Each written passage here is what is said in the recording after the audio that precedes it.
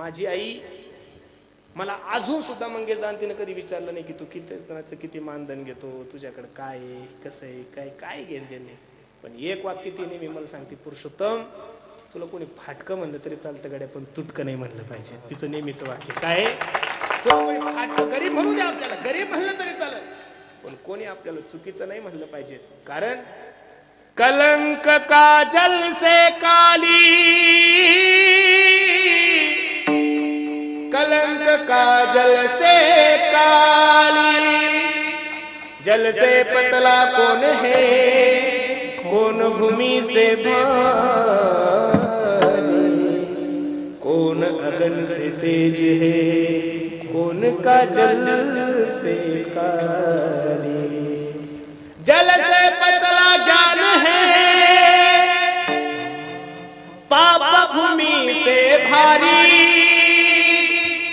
क्रोध अगन से तेज है, कलंक काजल